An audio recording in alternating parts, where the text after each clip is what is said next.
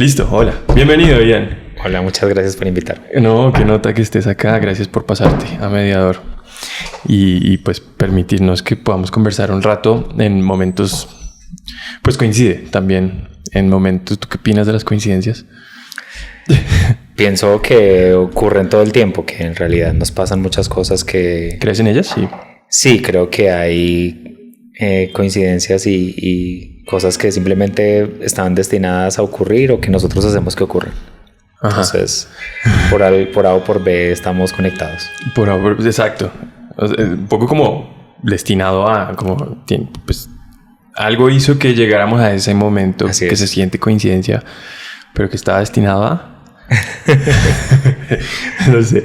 Pero igual, en esta, llamémoslo coincidencia, de estar a 8 días de votaciones y demás, me parece importante y chévere poder llevar un poco la conversación hacia ese campo, ¿no? Sí. Hacia el campo de la, llamémoslo pedagogía electoral, pedagogía política, ¿no? Porque me parece que puede ser un aporte, ¿cierto? A toda persona que escuche esta conversación y que sí la siento un poco ausente, ¿no? El cómo entender la política de nuestro país hoy en día. Entonces, si te parece, lo podemos llevar por allá. Sí, claro. ¿Cierto? Entonces, empecemos por ese lado y es... Hace poco, o hace un tiempito ya, vino un amigo aquí también al podcast y él mencionó algo que me pareció que es muy, muy acertado, que es muy lindo, algo para explorar, que se llama el manual del lector, ¿cierto? Y ese manual del lector, que creo que lo mencionan mucho en los colegios, no sé si de pronto a ti te resuene, pero yo no lo conocía y me pareció que hizo un cambio en cómo entenderse uno con la lectura, con tus libros, con lo que como consumes de información. Y son básicamente 10 reglas, lo llama esa persona, no me acuerdo el nombre del que escribió el manual, perdón, pero son 10 reglas para asumirte en la lectura. Entonces aparecen reglas como que está bien dejar de leer un libro si no te gusta, no tienes que terminarlo, ¿no? Si te aburre, tal. Que está bien leerse 2 o 3 libros al tiempo. Que está bien no tener que hablar de lo que estás leyendo, sino te lo puedes quedar para ti mismo, ¿no? Ese tipo de cosas que me parecen son valiosas para uno asumirse. Y hace poco también me compré un librito que se llama Consolaciones de la Filosofía, que creo que tiene esa misma como misión de ponerte unas bases para asumir temas que son bastante grandes, ¿no? Como bastante difíciles, a veces pueden ser muy abrumadores. Y creo que podría estar chévere que nos lancemos a proponer una suerte de manual político, ¿no? Como las reglas, las básicas para uno, no sé, asumir tu posición política en tu país, ¿no? Me estoy como inventando en la marcha, pero no sé si te resuena o te suena de algo de ese estilo. Yo siempre he creído que uno, primero que todo, tiene que saber en qué cree. Ajá. Pues, qué te mueve a ti, cuáles son los valores que te atraviesan, y eso también define y da línea de políticamente eso donde te ubica.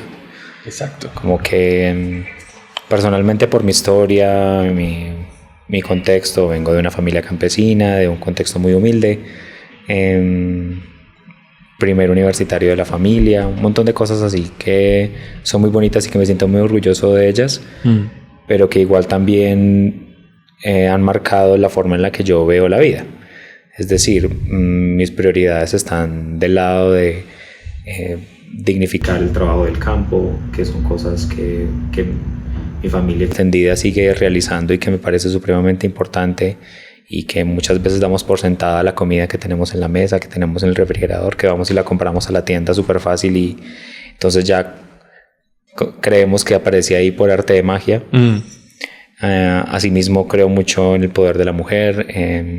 Soy muy ampliamente consciente de que estamos en una sociedad supremamente machista que ha relegado a la mujer en muchos aspectos y que todavía es vista desde una perspectiva que ellas mismas pues les ha costado muchísimo ser sacadas de ahí, ¿no? A pesar de que son las que sostienen la economía en realidad, porque estos días salió un informe que hablaba sobre la economía del cuidado y decía que un porcentaje muy importante del Producto Interno Bruto es sostenido por las labores de cuidado que ejercen mayoritariamente las mujeres, ¿sí? Entonces un montón de cosas que me parecen súper importantes, en las que yo creo fervientemente. También en el poder de la diversidad sexual, en entenderse y aceptarse como uno es. Y siento que todas estas cosas me han dado línea para tener unas apuestas políticas que yo no las ejerzo desde lo electoral, sino desde lo periodístico, porque en últimas todo acto que tú hagas es político, ¿cierto? Así, incluso uno decirse apolítico es un acto político. Un acto político. Y ser indiferente frente a un montón de cosas y elegir silenciar las noticias, elegir silenciar la realidad y no seguir ningún tipo de ejercicio informativo, sino solamente ver memes y fotos de, bueno, lo que sea que te guste, es una elección supremamente política y tiene unas consecuencias también en lo individual y en lo social.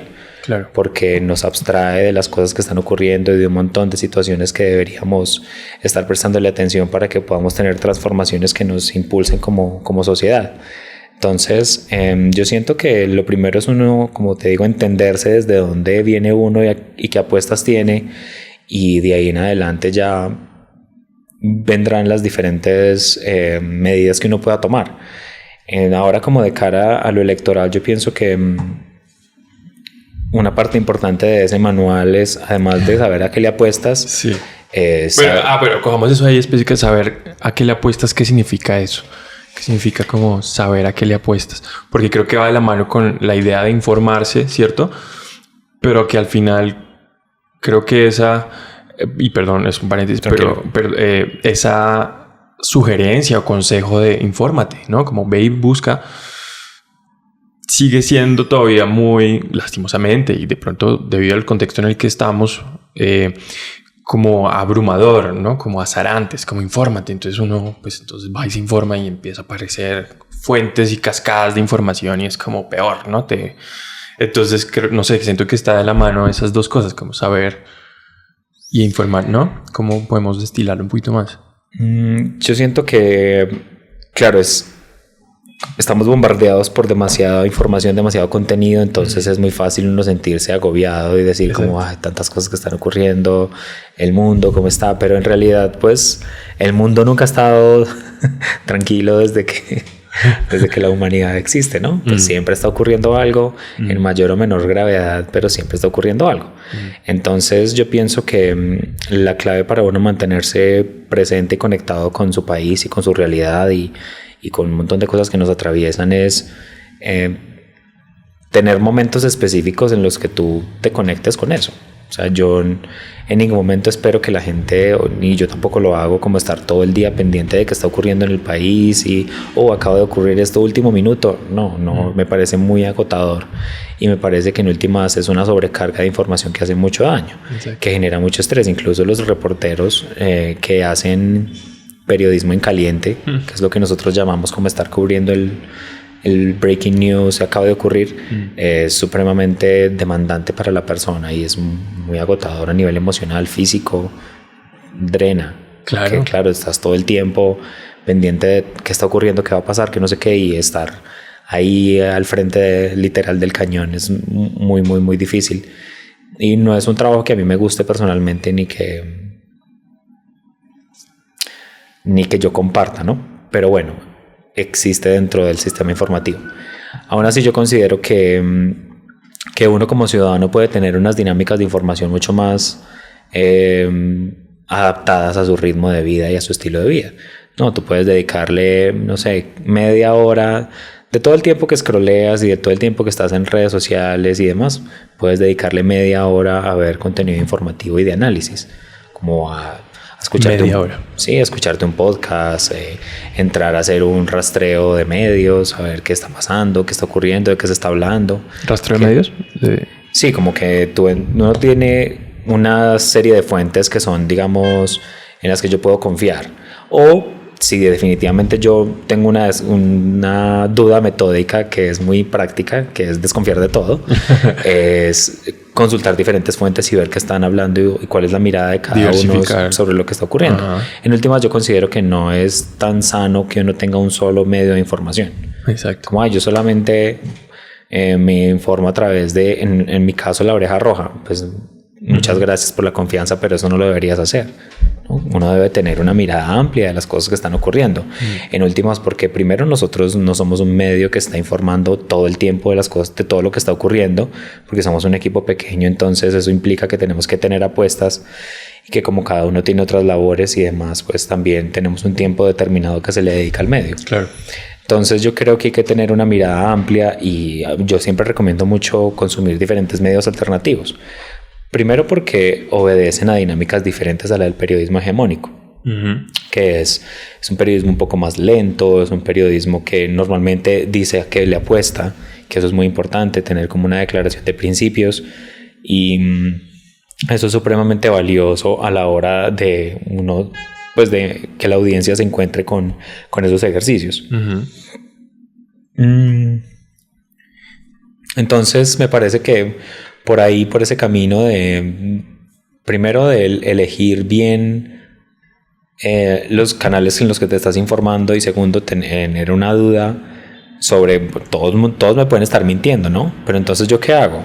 Yo veo varios medios, veo diferentes visiones y ya de ahí empiezo a sacar mi propia conclusión y mi propia perspectiva de las cosas. Esto atravesado por el contexto que uno tiene y por las apuestas del inicio, ¿no? ¿A qué le apuesto yo y yo en qué creo? Eso también me da pues como unos lentes por los cuales yo miro esos hechos. Entonces, así como para algunas personas que tienen unos lentes, un ataque como el que ocurrió contra Irán es visto como un motivo de celebración. Para otras personas es, bueno, y todas las víctimas que hay ahí, todo el daño humano y pues todo el accionar de Estados Unidos contra otro país, demostrando una vez más pues que su apuesta siempre es generar conflicto para ellos mantenerse arriba. Claro. Entonces creo que todo eso le da a uno una mirada diferente de las cosas que están ocurriendo. Claro. Porque, y de estos he ido anotando ahorita, si quieres te las leo a ver si nos va sonando.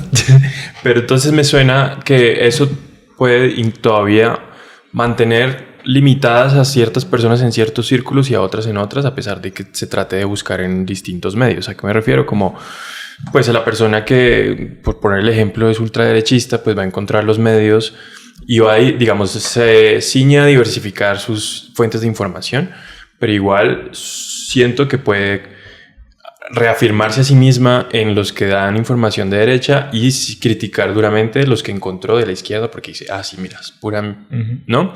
Entonces, ¿cómo podemos encontrar una de esas, llamémoslo, reglas que ponga en duda la posición que puede que con la que empiezas, ¿no? Como esa posición inicial en la que empiezas a asumir esta búsqueda de diversificar información, de cómo enterarte de más cosas. ¿Qué debería ser o cuál podría ser esa regla que te dice como lo que hace un hongo, ¿no? Como bájate un poco del ego y mira todo con más claridad. Como cuál podría ser esa... A ver, yo creo que independientemente de la realidad y de las cosas que ocurran, pues uno también, por lo que ha ocurrido con las redes sociales y por los mismos círculos que uno tiene, uno, pues todo está dado para que tú confirmes tus prejuicios. Exacto. Para que tú sigas pensando lo que piensas y que tengas una mirada muy, muy similar a lo que te encuentras con tu círculo. Por eso me parece importante uno también incomodarse atreverse a ver otra visión de las cosas, tener otras lecturas de las cosas que están ocurriendo, porque si tú no te permites entender que pues tú mismo estás en constante cambio y que puedes cambiar de opinión, que puedes cambiar de parecer, pues simplemente estás siendo útil digamos a un movimiento, a una ideología, a una forma de pensar. Pero en últimas, ¿qué tanto estás trabajando por ti? ¿Qué tanto estás nutriéndote y nutriendo tu mente y tu concepción y tu cosmogonía de la vida? Entonces yo creo que lo primero es uno abordarse a sí mismo como con esa posibilidad de yo también puedo estar errado, ¿no? Claro. Lo que yo estoy pensando puede estar mal. Por eso necesito ver qué piensan otras personas, qué está ocurriendo, tener otras miradas y enriquecerme con eso para también desde ahí seguir entendiendo el camino que yo quiero recorrer y hacia dónde quiero ir. Claro. Entonces, de alguna forma, todas estas que se van planteando siento que invitan a... Tiene algo muy cercano a la filosofía, ¿no? De repente es como preguntarte y cuestionarte a ti mismo. Pero entonces buscan como que la persona, el individuo, tenga una posición política clara, ¿cierto? Siento que todas esas invitan a eso. Entonces, si de repente nos imaginamos una sociedad donde todo el mundo tiene una posición política clara con argumentos y con... ¿Tú crees que esa es como la sociedad ideal? ¿Crees que es una sociedad que va a perseverar y que va a triunfar, digámoslo, de alguna forma en el tiempo? ¿O cómo? Pues porque me gusta imaginar también. ¿Cómo te imaginas Pues sería un mundo ideal donde todos realmente tuviéramos argumentos para defender lo que creemos.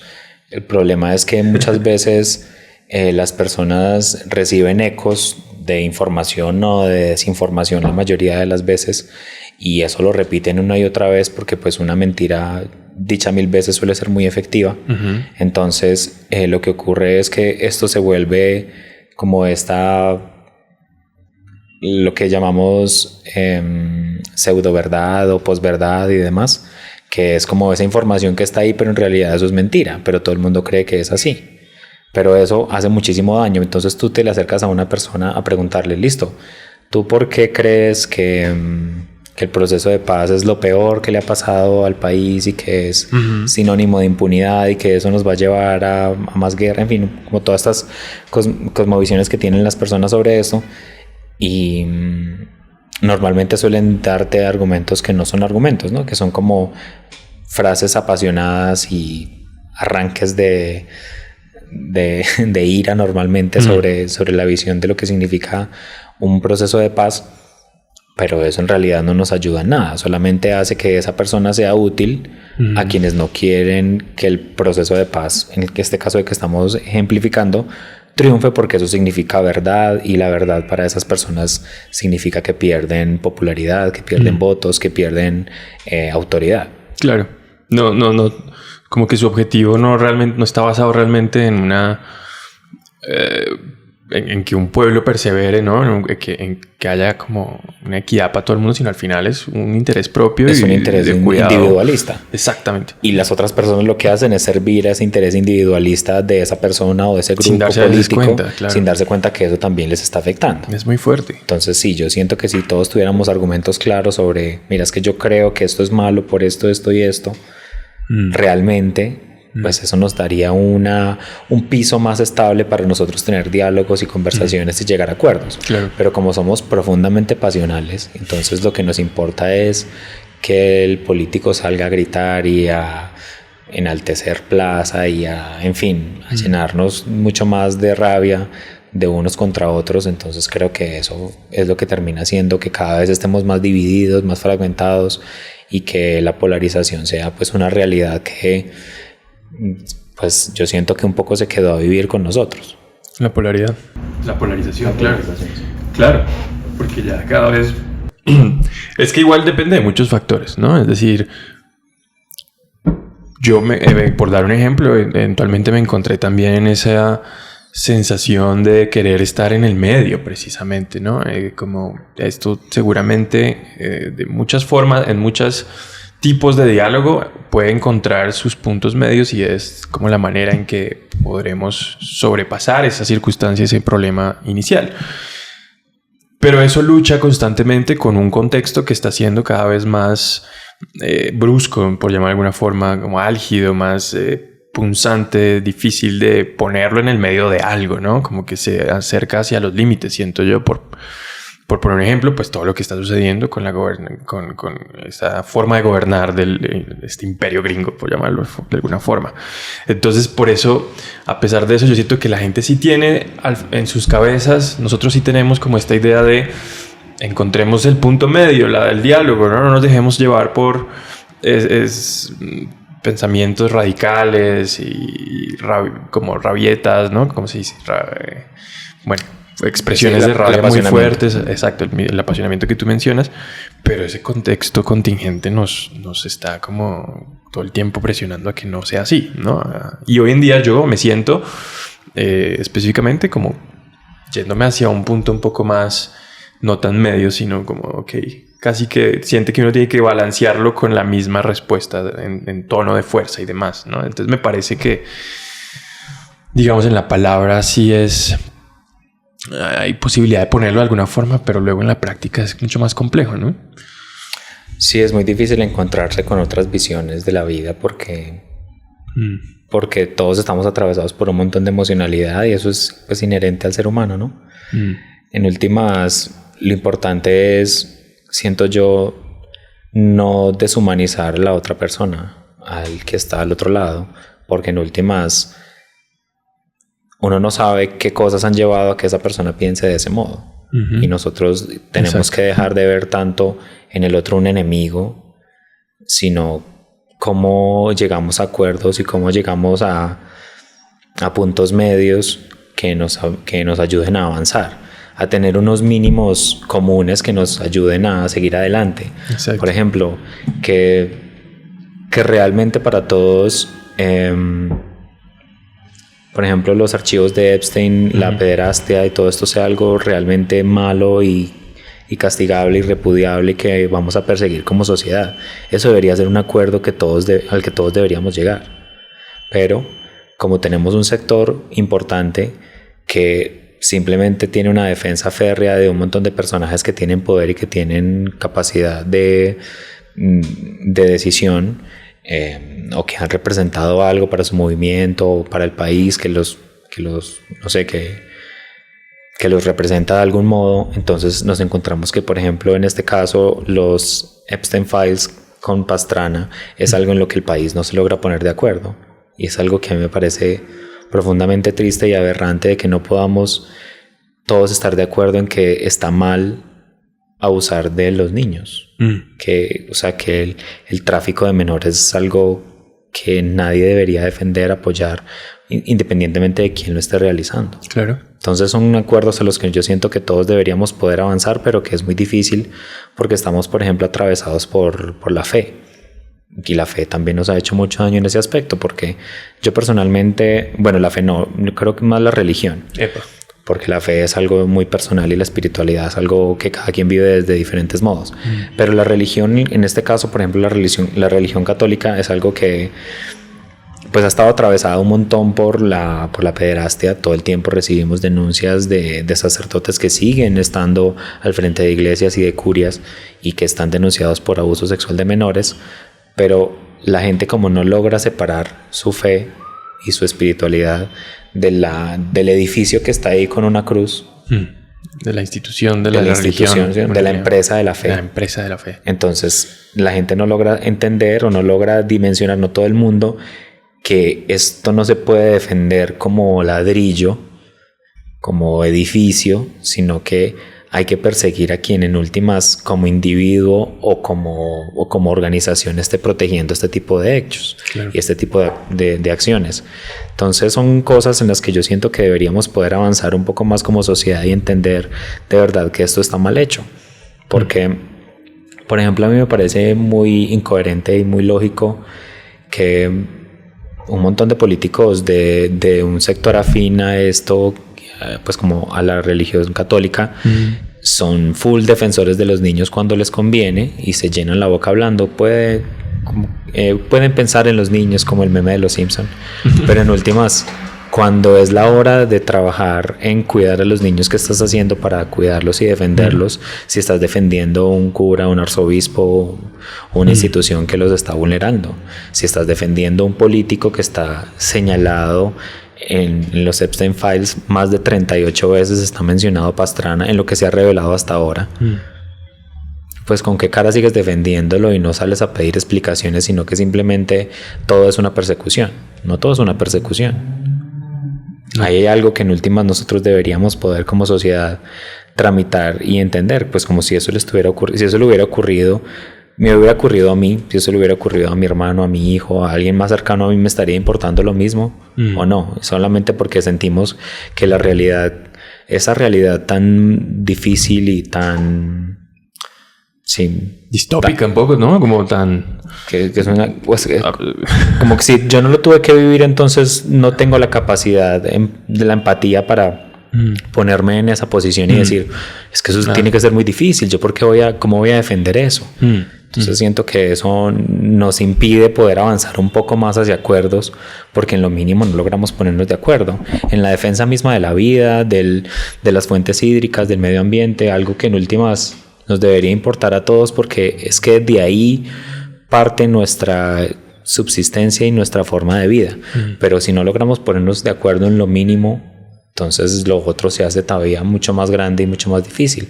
Ya lo otro, que son cosas que considero que están más supeditadas a otro montón de factores, se podrían llegar a acuerdos mucho más diferentes y fáciles, como no, bueno, entonces aquí vamos a ceder esto, aquí vamos a ceder lo otro nosotros, pero cuando se trata de la vida y de los derechos básicos, creo que es algo en lo que nadie debería tener un punto medio, ¿no? Claro. Ahí sí todos tendríamos que estar a favor de algo que nos represente como humanidad. De la vida misma. Sí.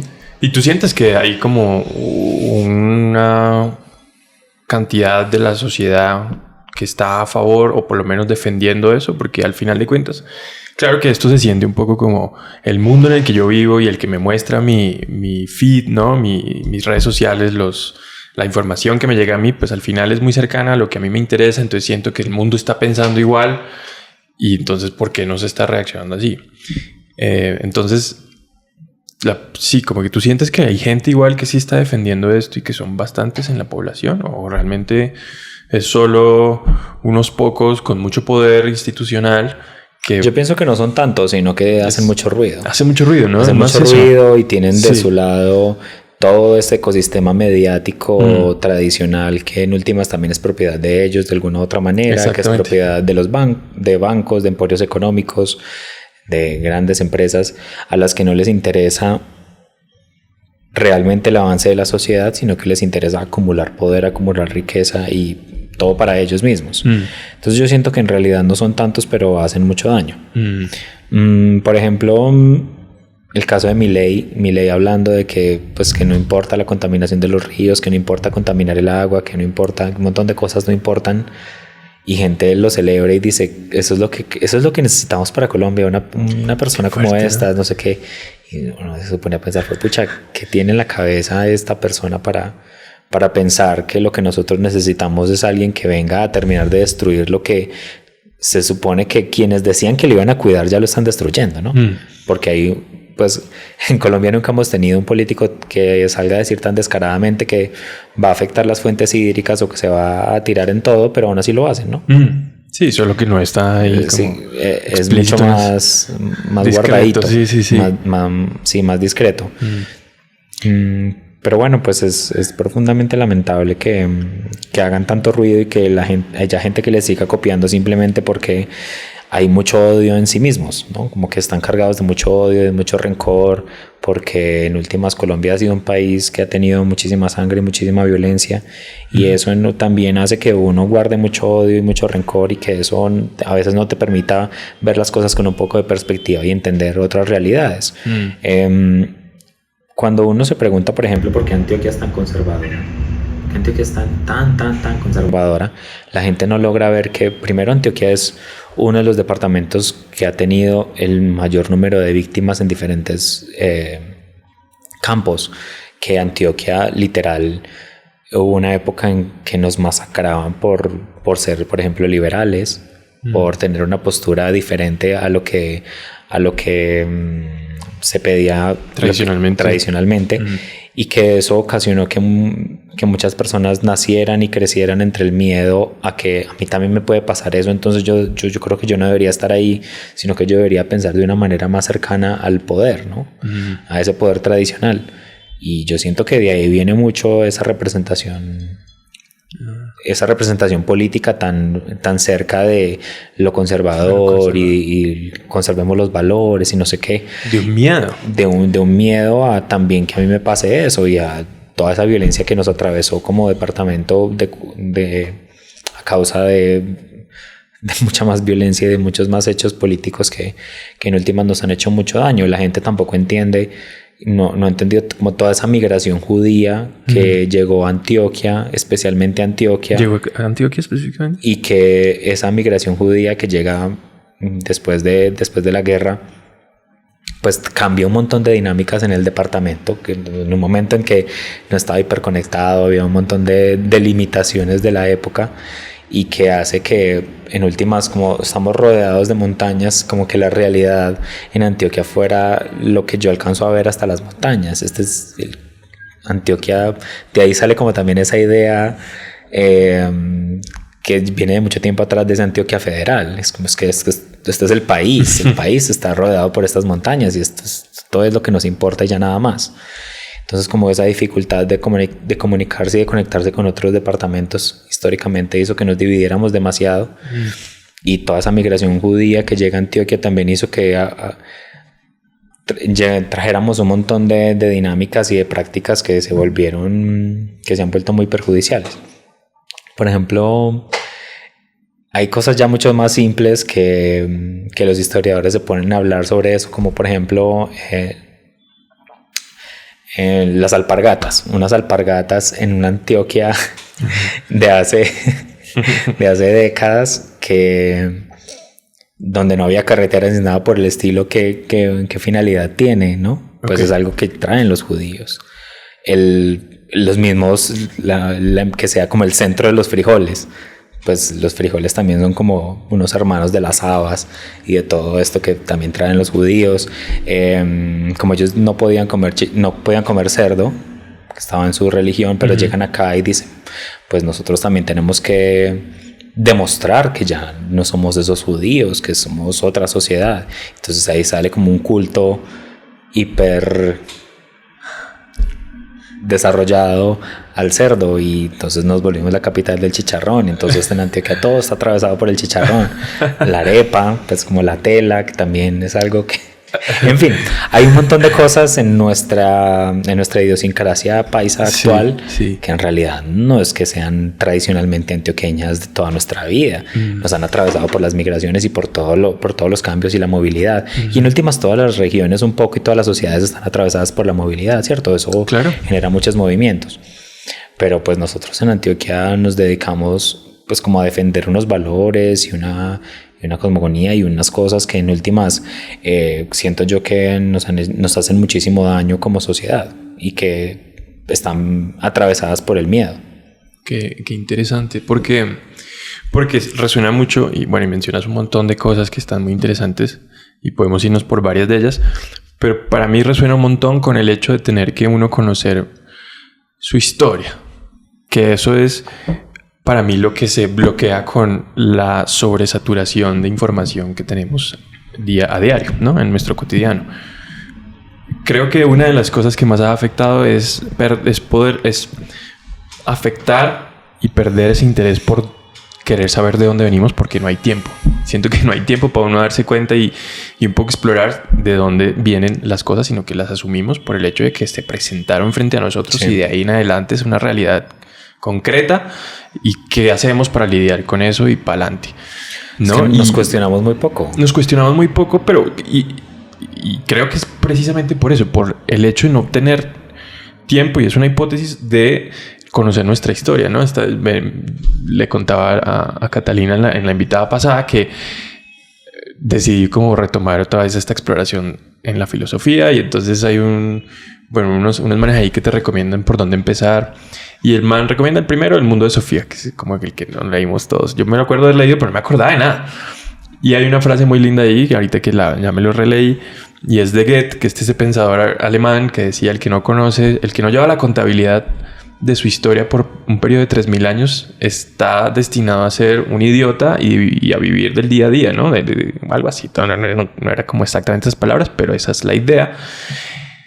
Y luego conecto un montón con unas conversaciones o como unas conferencias que estuve ahorita tomando todos los sábados, que se llaman Resonancias Andino-Amazónicas, donde presentan, hubo un invitado que se llama Eider, que habla del territorio como el que ordena, la tierra como la que ordena y uno como el que obedece a la tierra. Y todas estas cositas me hacen pensar un poco en tener que, es más que todo, visitar el pasado, escuchar a nuestros antecesores y escuchar la historia porque pues es algo que ya sucedió y que te está diciendo cómo es la vuelta, ¿no? ¿Qué es lo que... cómo asumir tu frente, tu momento? Y entonces creo que tiene que ver mucho también con eso, cómo nos escuchamos más hacia atrás. Lo que pasa es que igual el hecho de que nosotros no conozcamos nuestra historia también es una decisión política. No inicialmente nuestra, sino que se determinó en algún punto, ¿no? Por ejemplo, más, claro, durante cuántas décadas no se estudió historia en los colegios. No era importante. Pues sí era fundamental, pero no era importante para los políticos porque simplemente no querían que la gente conociera un montón de cosas sobre su realidad. Claro. Entonces hay un montón de cosas que nosotros en realidad no logramos dimensionar porque hay unas élites económicas y políticas que quieren mantenernos ignorantes. El hecho de que ahora haya tanta gente declarándose apolítica y no, a mí no me interesa la política o yo no voy a votar, eso no me interesa, no sé qué, es una idiotez mayúscula porque en últimas uno no termina, independientemente de lo que tú pienses y lo que tú crees, ¿cómo puede ser posible que, o sea, tanta gente que murió, que fue asesinada para que tú tuvieras derecho al voto? Que yo creo, si no están mal mis cuentas, creo que los hombres, no sé si son 100 años o menos que podemos votar en Colombia. Sí. Antes la gente no podía votar, tenía que elegir a unas personas que sí podían leer y escribir, que era también un privilegio, para que ellas votaran por uno. Entonces era una representación, una subrepresentación ahí que era supremamente dañina. Las mujeres nada más hace que 60 años creo que pueden votar en Colombia. Y uno no dimensionar de verdad todo lo que significa y todo lo que significó para grandes momentos de nuestra sociedad esos avances, y que ahora nosotros los estemos dejando perder porque simplemente nos declaramos apolíticos, porque nos satura, porque nos cansa, porque, en fin, porque caemos en un montón de dinámicas que no nos permiten hacer una buena digestión de la información que recibimos y de todas esas cosas que nos ingresan a nosotros, y poder decir, como empezamos el podcast, como es que tú puedes tener un momento del día en el que te informes, el fin de semana desconéctate, suelta el celular, ten momentos más offline. Eso es maravilloso y eso es supremamente necesario porque en últimas eso permite que tu cuerpo se oxigene, que tu cerebro también descanse, que te conectes con las personas que quieres, contigo mismo, con tus animalitos, con lo que sea, con un montón de dinámicas. Pero tú sí necesitas saber dónde estás parado un poco para que entiendas por qué se decidió que el metro que se iba a construir en Bogotá es elevado y no subterráneo. Y eso, ¿qué implicaciones está trayendo? ¿A qué personas está afectando? ¿A qué personas está beneficiando? ¿Qué dinámicas va a cambiar en la ciudad? ¿Qué no? Incluso la misma construcción retrasada de, no sé, son 50 años que llevan prometiendo la construcción del metro. No recuerdo ni siquiera la fecha. Pero es un montón de cosas absurdas que si nosotros en realidad no asumimos una posición más clara, más seria frente a las cosas que nos atraviesan, pues simplemente eso es lo que permite que sean otros los que sigan tomando las decisiones por nosotros. Y entonces vuelve el tiempo hacia atrás, y a pesar de que tú tienes la capacidad de ir este domingo a votar y elegir a alguien que sea cercano a tu cosmovisión de la vida, a tu contexto, que represente tus luchas, que te represente de alguna u otra manera, pues tú elijas quedarte durmiendo en la cama o haciendo otro plan porque pues el domingo es para eso. Y estás perdiendo la oportunidad de ir a votar por alguien y después exigirle a esa persona, porque ese es otro problema que tenemos en Colombia, y es que la gente ve a los políticos como si fueran héroes, dioses, unas figuras por allá empotradas en lo alto, y no entienden que es un empleado nuestro, o sea, es una persona a la que hay que exigirle.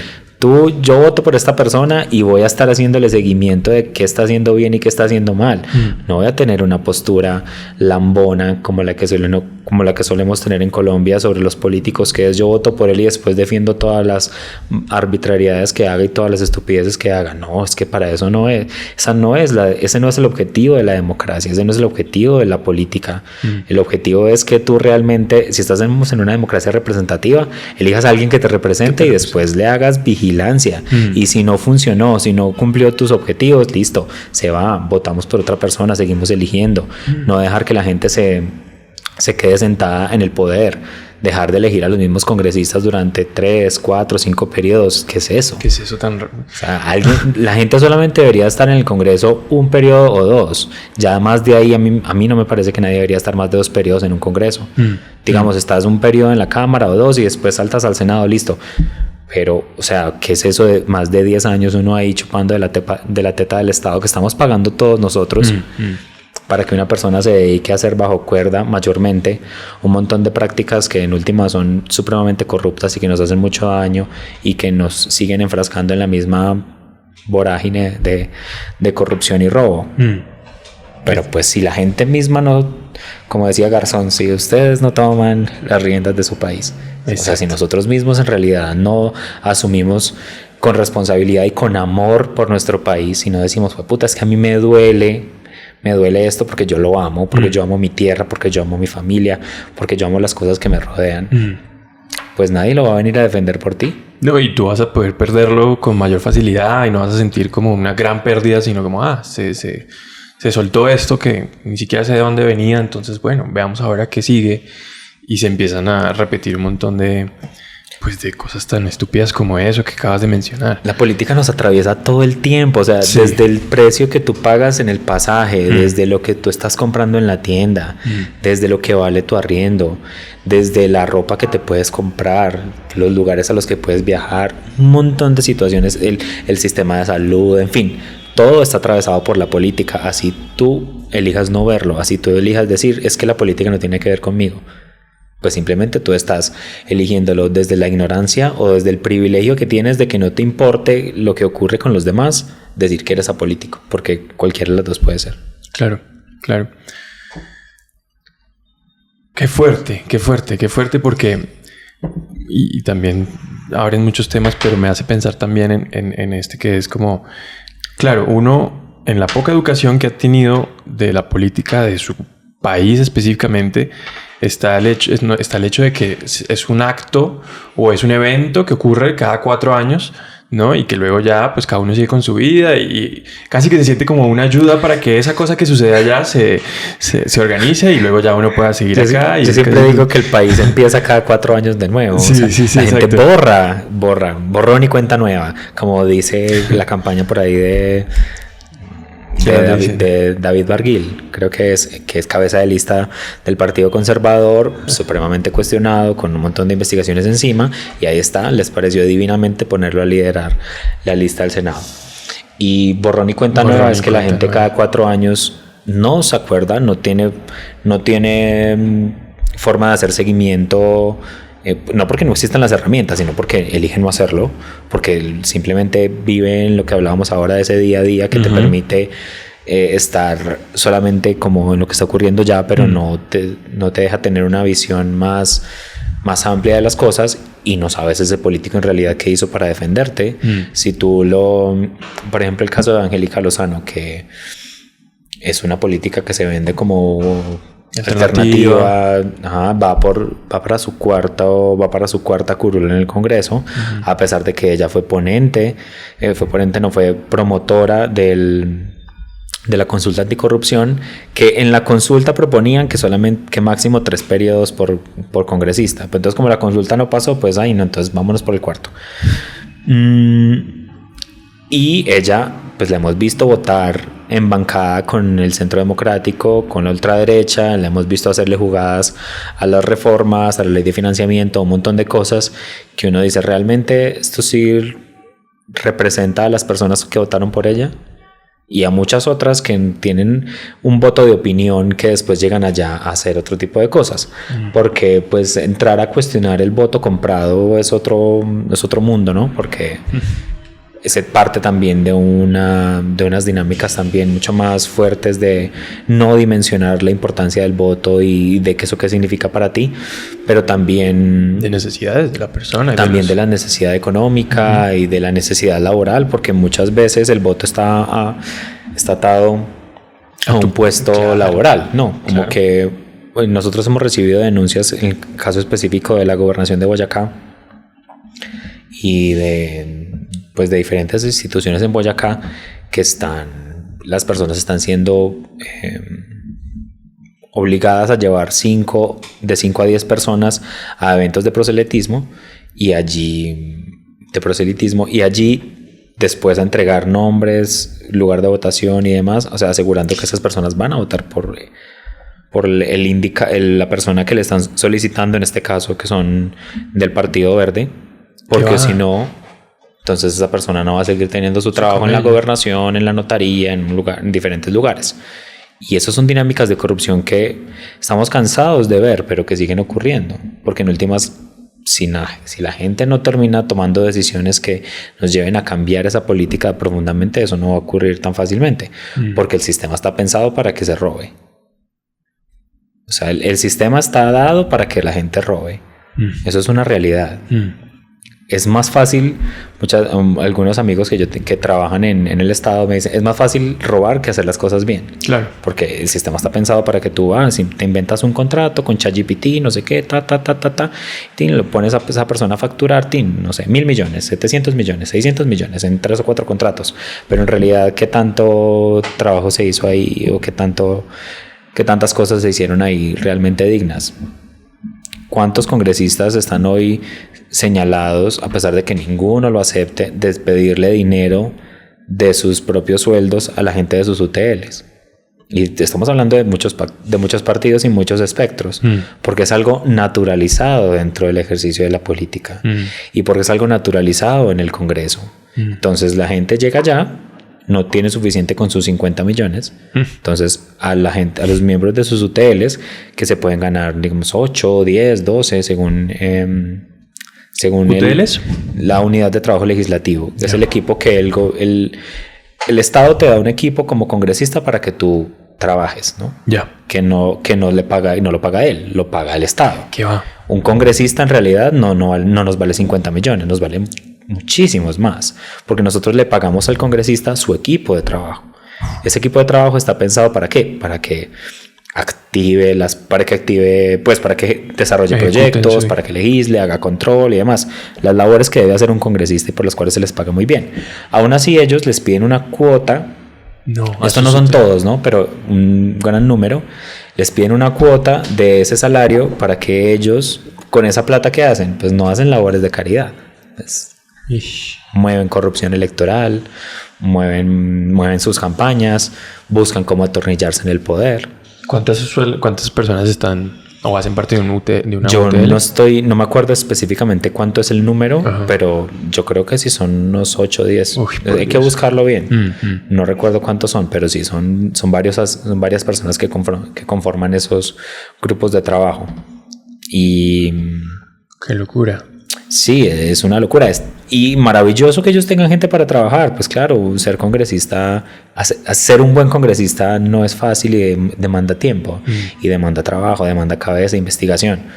El problema es que no tenemos muchos buenos congresistas. Es gente que simplemente va allá a vivir del cuento, del nombre, a salir a gritar en las plenarias, a salir a gritar a los medios y a buscar cómo quedarse en el poder, sea hasta que lo lleven a la cárcel por un acto de corrupción y entonces ya busca cómo su esposa herede la curul. Entonces ya montan a la esposa, montan al hermano, montan al hijo y tenemos un montón de herederos de la parapolítica que están ahora en este momento en el Congreso y que buscan reelegirse, que son gente que son hijos, esposos, hermanos de políticos que están condenados por parapolítica porque fueron aliados con grupos paramilitares para hacer un montón de cosas, cometer un montón de delitos en contra de todos nosotros y aún así la gente lo sigue votando. ¿Por qué? Porque no nos acordamos, porque no nos importa, porque la gente sigue creyendo que todo es un montón de cuentos, un montón de inventos, que simplemente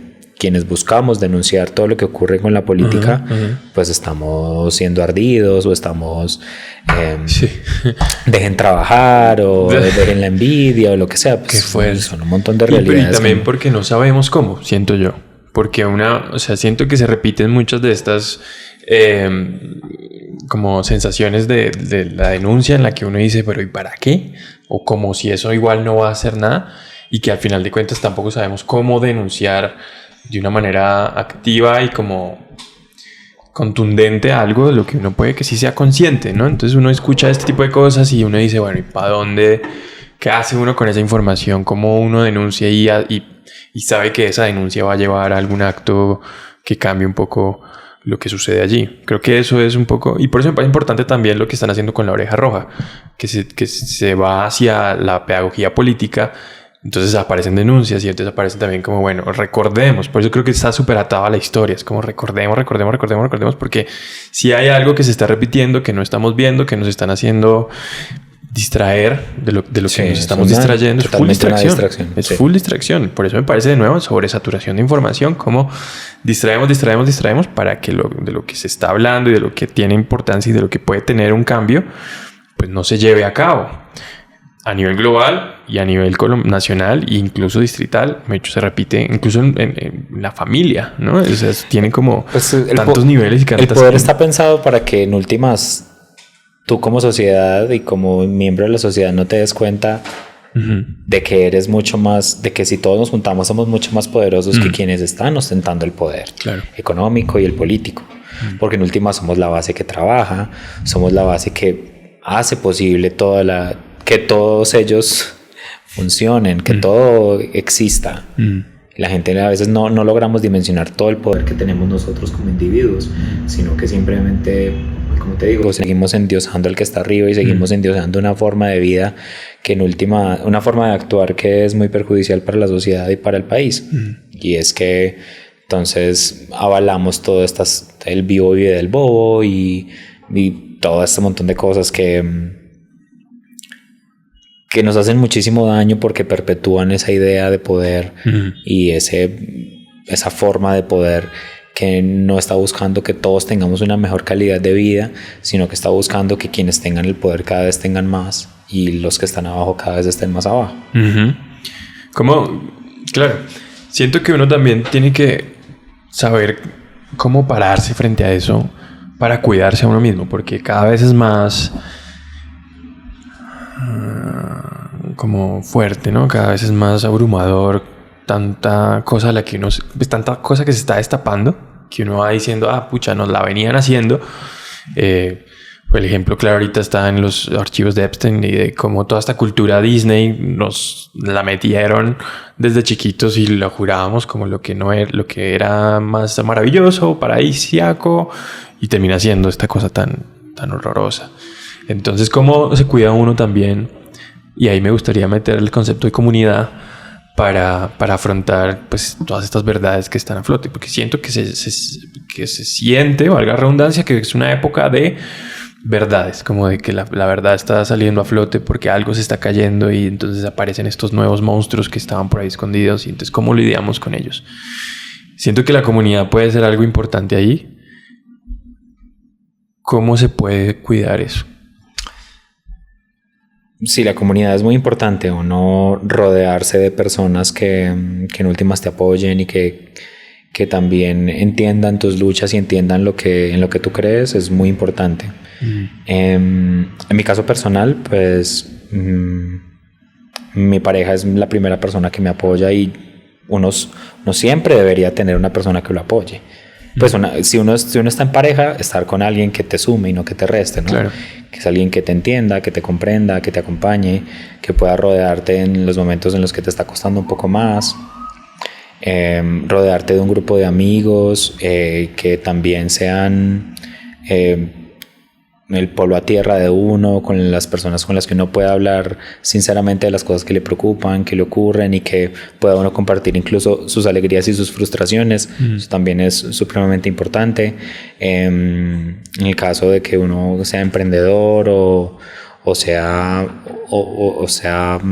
trabaje en algún lugar, pues rodearse también de gente que sea interesante y que comparta una visión de la vida contigo.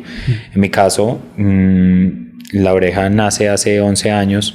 Nosotros éramos inicialmente Daisy y yo, que Daisy es la otra socia mía. Daisy Villalba, sí. Sí, en La Oreja, y que en este momento es directora del medio. Nosotros fundamos La Oreja en su casa, en la sala de la casa de Daisy, haciendo un blog. En ese momento era Blogspot.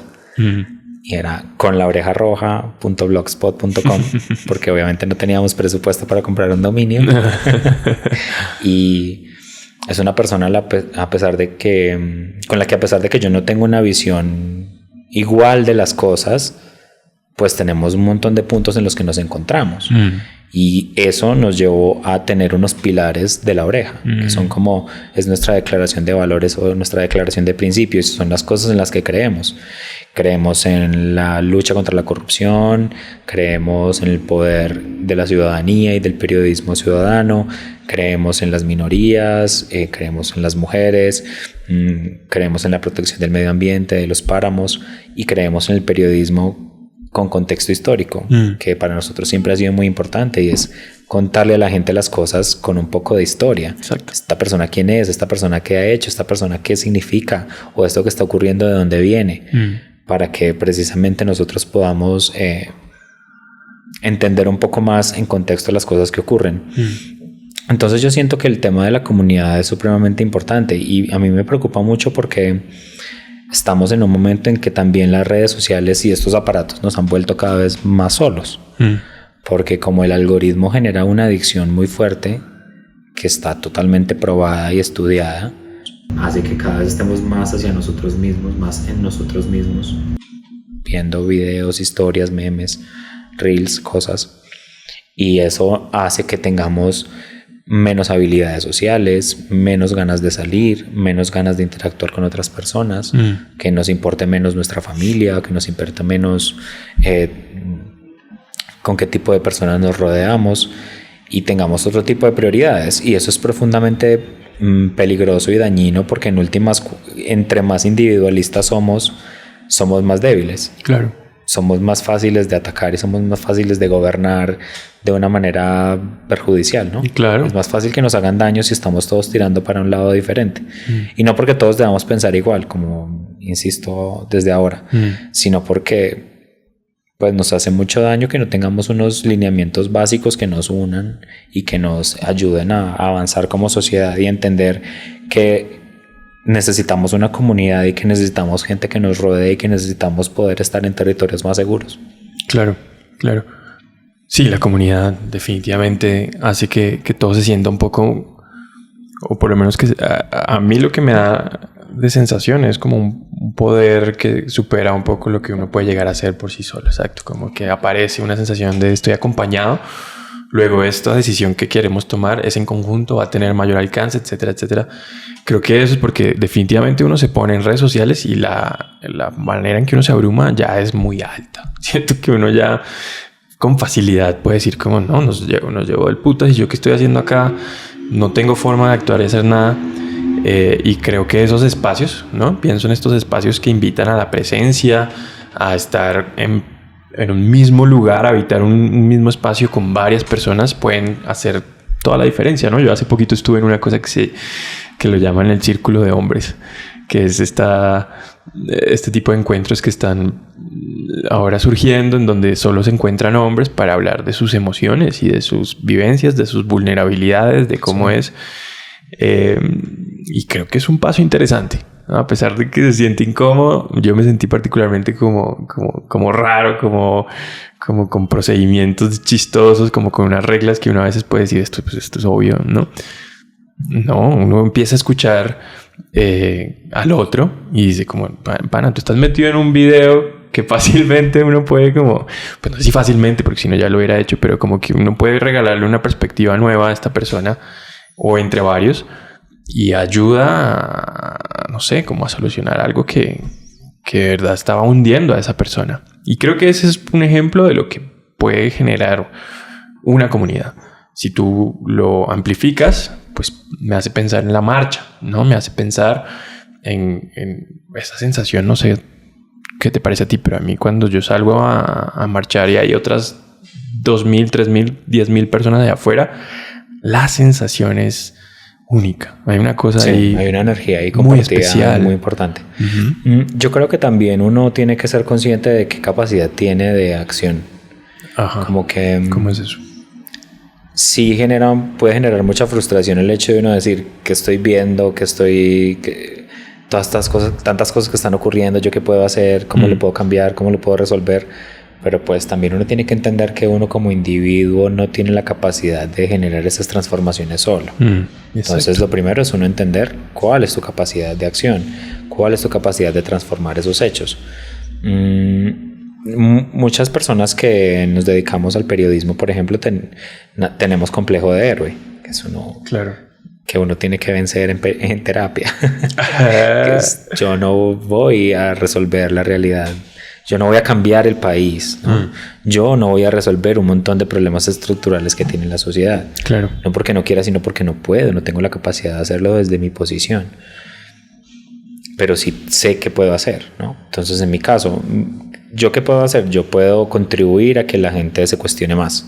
Puedo contribuir a que la gente tenga unas visiones diferentes sobre las cosas que están ocurriendo. Puedo contribuir a ayudar a que tengan más contexto, a que recuerden cosas que se les pueden olvidar en su día a día porque simplemente están ocupadas con resolviendo su vida, sobreviviendo. Eso es lo que yo puedo hacer, eso es lo que yo hago. Entonces eso me mantiene también tranquilo con que yo estoy haciendo lo que puedo hacer. En últimas, cada uno tiene que mirar qué puede hacer desde su posición. Si lo único que tú puedes hacer como ciudadano para cambiar las cosas es ir a votar, eso es demasiado. Claro. Ya tienes, es enorme lo que puedes hacer con ir a votar. Ve a votar, eso es lo único que tú puedes hacer, ve y vota. Ve y vota. Ve y vota este domingo. No. Ahí la cuña, vaya y vote. Pero sí, vaya y vote. Sí, vaya y vote. O sea, no tiene que votar por la gente que a mí me gusta. Yo nunca digo por quién voy a votar. Me parece que no es que el voto tiene que ser privado y no me parece que uno deba influir en el voto de otras personas, y más cuando uno tiene cierto nivel de audiencia. Claro. Entonces yo nunca digo, ay, vaya voten por tal persona, no. Nunca lo he hecho y espero no hacerlo. Pero sí hay que salir a votar, que vaya a vote, vaya a ejercer su derecho, que muchas personas murieron para que usted pudiera ir a votar. Exacto. Creo que ese es el peso que hace falta un poco revelar más a nivel ya de pedagogía política, porque no somos conscientes. Por X y Y razón, hoy en día no siento que en el colectivo imaginario esté esa razón de que hubo personas que murieron para poder uno estar en lo que está haciendo hoy en día. Sí, para que nosotros pudiéramos hoy estar aquí, muchas personas murieron, literal, pues sí. Sí. Para que yo pudiera vivir, digamos, mi sexualidad más abiertamente, más libremente, muchas personas murieron. Exactamente. Muchas mujeres trans, muchas mujeres afro, un montón de personas que nos han precedido, que han sido asesinadas por el sistema para que han sido millones. Se erradicara. Han sido millones. Yo estoy leyendo ahorita mundo, claro, este libro de Antonio Caballero que se llama Historia de Colombia y sus oligarquías. Y el man inicia su libro planteando cómo se desarrolla la América en la que estamos hoy en día, ¿no? Y es desde el momento de llegada de los españoles acá. El genocidio fue absurdo. 95% de los indígenas que habitaban estas tierras fueron aniquilados. A los 3 años ya no quedaba más de un 3% de la población indígena. Claro, y los que quedaron tuvieron que adaptarse, ¿no? Esclavizados, o se fueron a los territorios como más profundos para no tener que estar. Y entonces con eso llega la burocracia española y nos llenan de un montón de procedimientos que eran los que estábamos hablando ahora más temprano en el podcast, de una burocracia que es absurda, ¿no? Entonces que el oidor tiene que escuchar al obispo, pero que entonces hay una junta de Consejo de Indias y entonces no pasaba nada, se quedaba en bla bla bla, la. Y creo que esas cosas no las desconocemos. Sí. y desconocemos que hay muchas reformas que se tienen que realizar. Pues como que hay muchos cambios que tenemos que tener como sociedad. Ahora que hablábamos de la impotencia de la gente frente a la injusticia, pues es que en últimas Colombia está atrasada en una de sus tantas cosas, en una reforma a la justicia que realmente le brinde a la gente justicia. Que le brinde al país la sensación de que no solamente estamos hablando de una percepción de seguridad, de una percepción de justicia, sino que realmente se hace justicia cuando se necesita.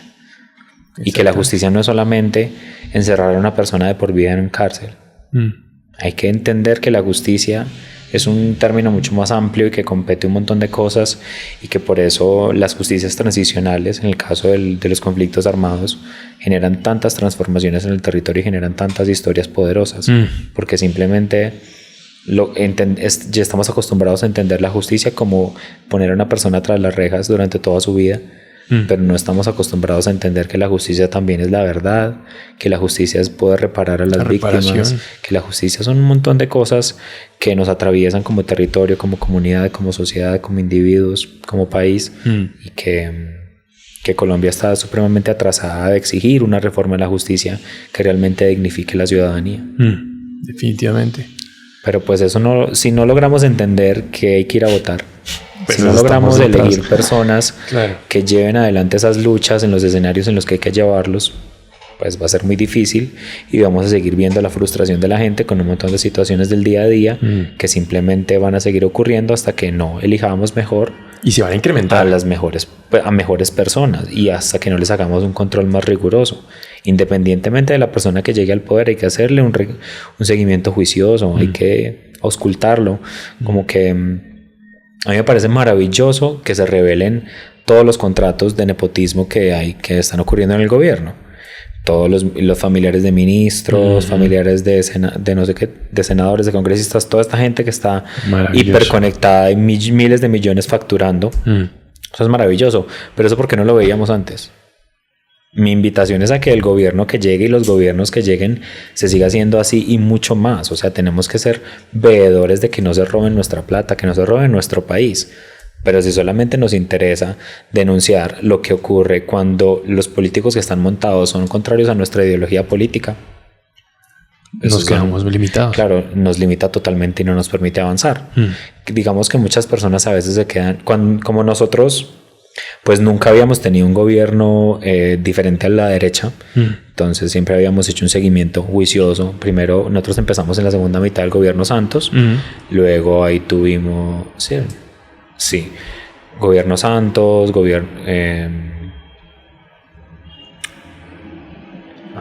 nosotros La Oreja empezó en 2014, o sea, gobierno Santos. Empezamos gobierno Santos, proceso de paz, todo esto, pues le hicimos seguimiento a Iván Duque. Entonces cuando llegó Petro, nosotros teníamos muchos seguidores petristas o identificados con esa causa, empezaron a extrañarse mucho de que nosotros hacíamos también denuncias del gobierno. Entonces en un punto nos hacían como comentarios como ya los compró no sé quién, ya se vendieron a no sé quién. Pues La Oreja nunca se ha dejado comprar por ningún político, porque es que precisamente si no ya no tendría sentido que nosotros hiciéramos lo que hacemos. La Oreja siempre va a vigilar al que esté en el poder, porque es que eso es lo que debería hacer el periodismo. El periodismo debe vigilar a la persona que esté ocupando el poder político, y eso es lo que nosotros haremos mientras sea posible. Entonces, sin dejarse distraer.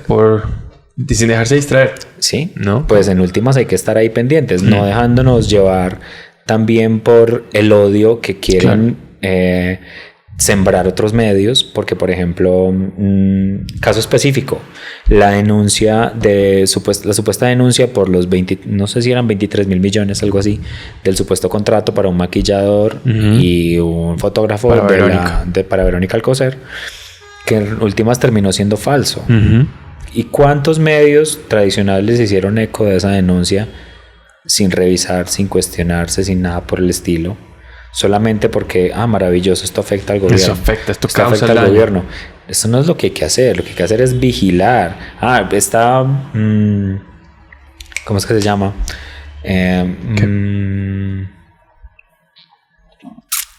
La de los títulos falsos. Que se fue viceministra de Cultura, de Juventudes. No, viceministra de... que era directora de... Mini Igualdad, ¿no? Era... No me acuerdo. Pucha. ¿Cómo buscarla? Busquémosla. La de los títulos falsos. ¿Será que uno la encuentra así? Juliana... La muchacha de los títulos falsos. Con títulos falsos, Juliana, gobierno... Eso es impresionante también, ¿no? Una gran denuncia revela que... ¿pero será esta persona? ¿Jennifer Pedraza? No. Ella fue la que hizo la denuncia. Perdóname. Sí, dale. Tin.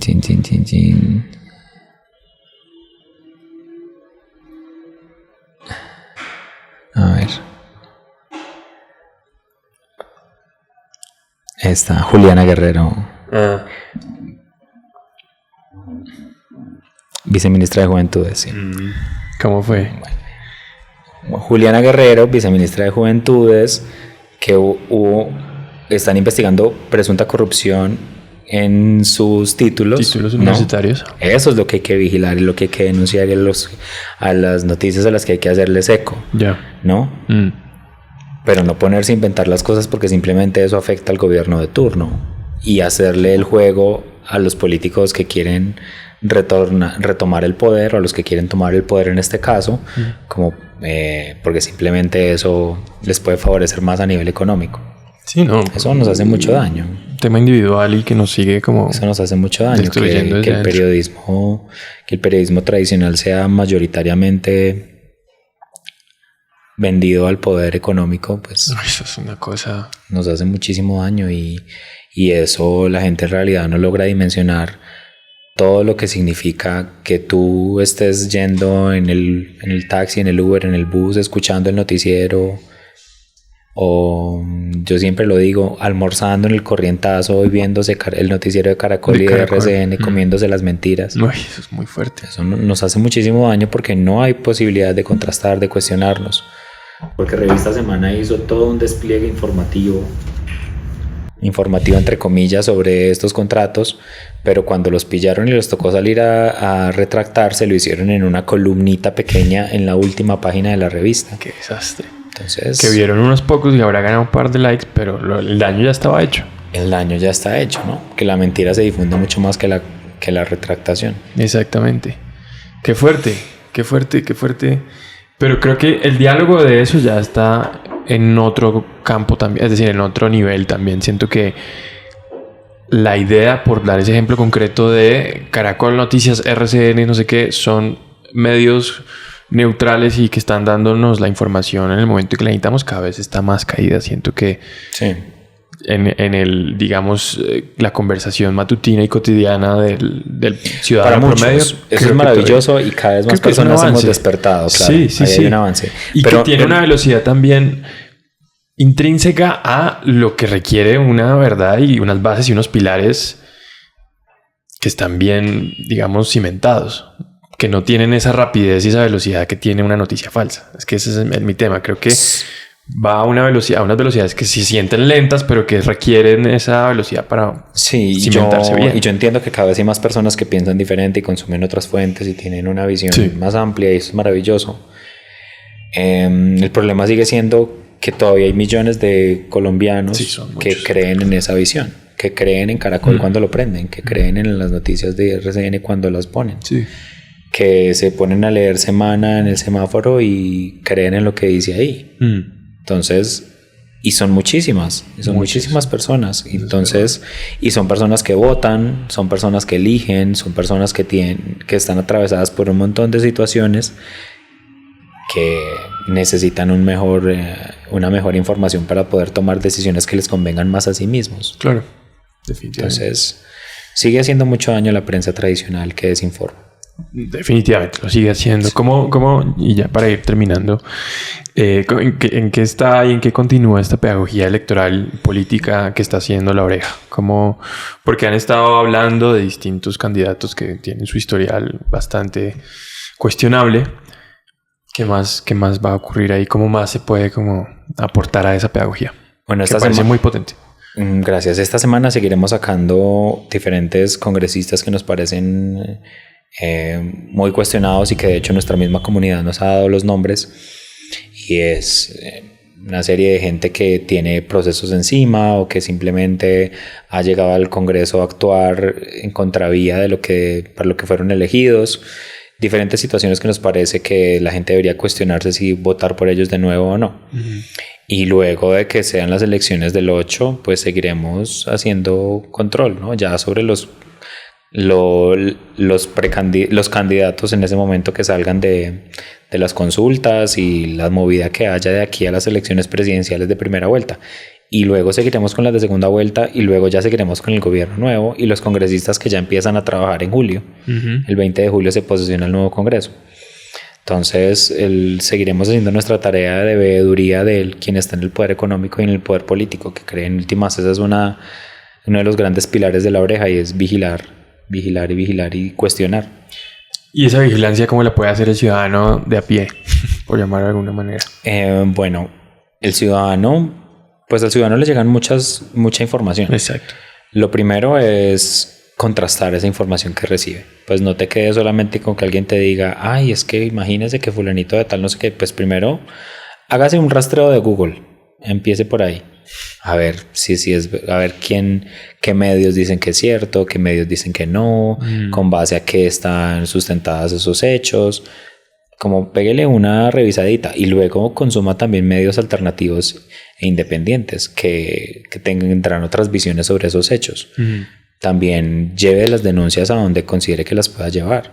A nosotros nos llegan muchas denuncias ciudadanas y eso también alimenta la misma agenda de La Oreja, la misma agenda de contenido de lo que nosotros desarrollamos.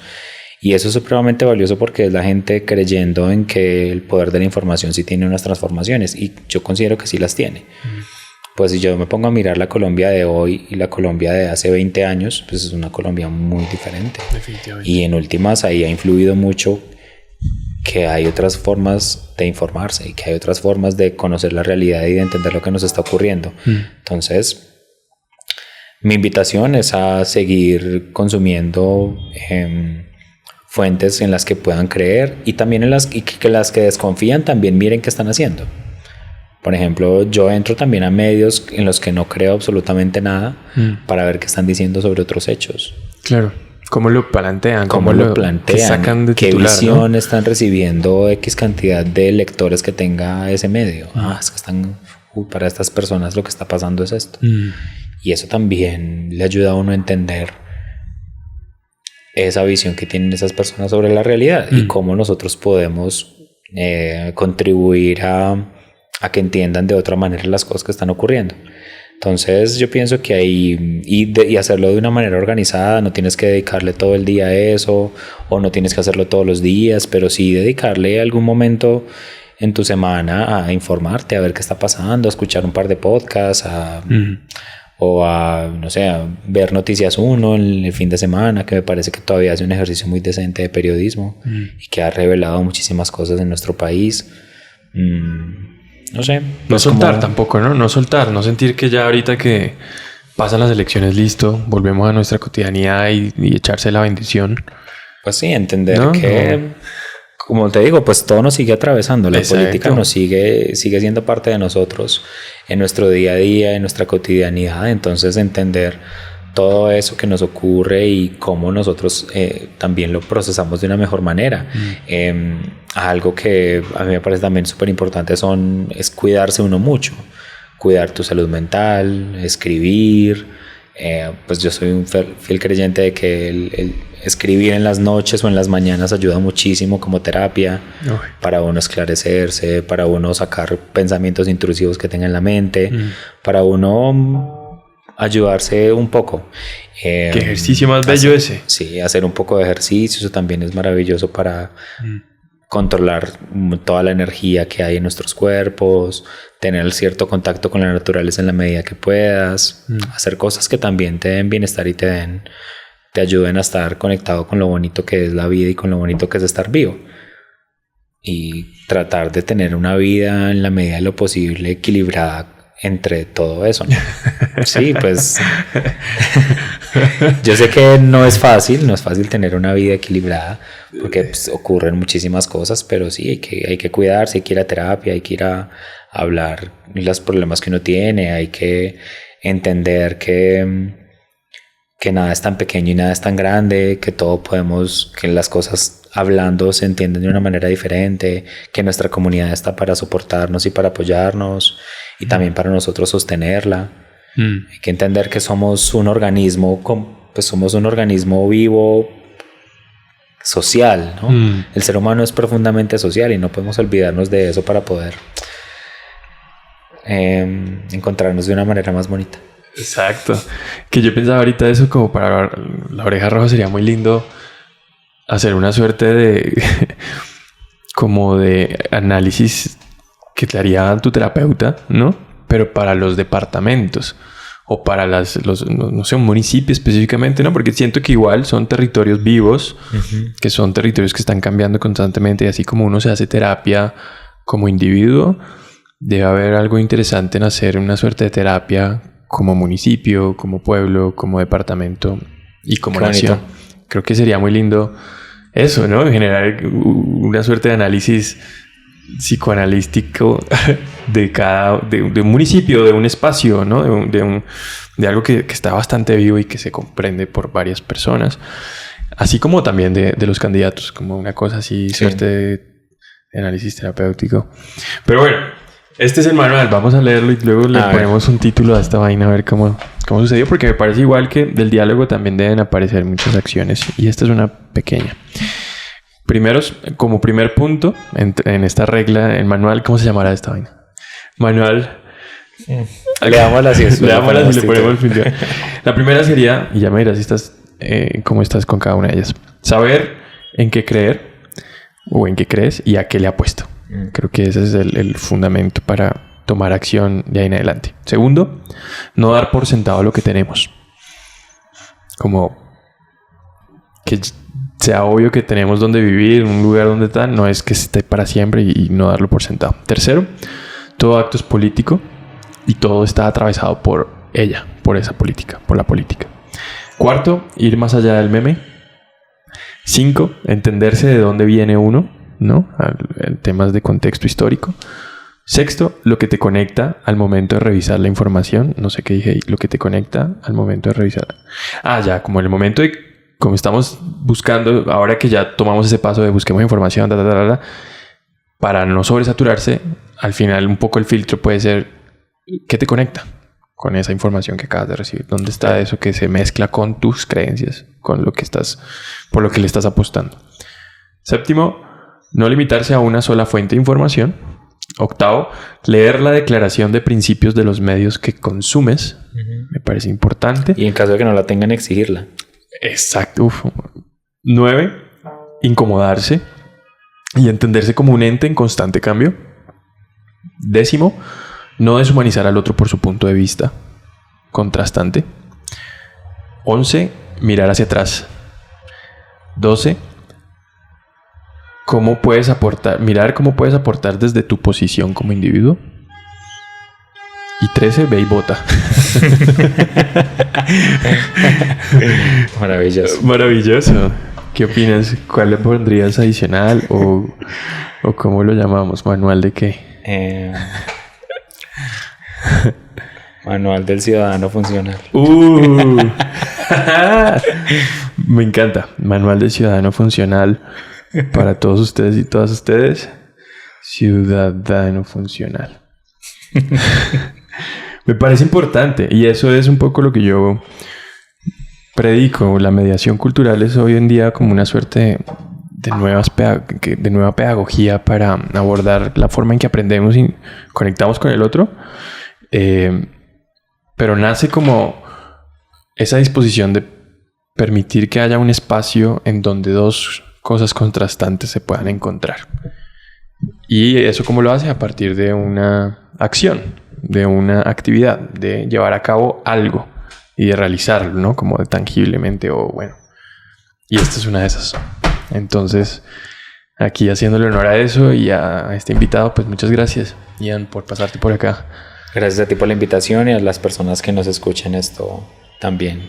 Agradecerles por su tiempo y por la oportunidad de conocerme un poco más. Claro que sí. Nos vemos pronto y ojalá puedas volver a pasar por acá. Pero claro que sí. Increíble. Gracias. Nos vemos.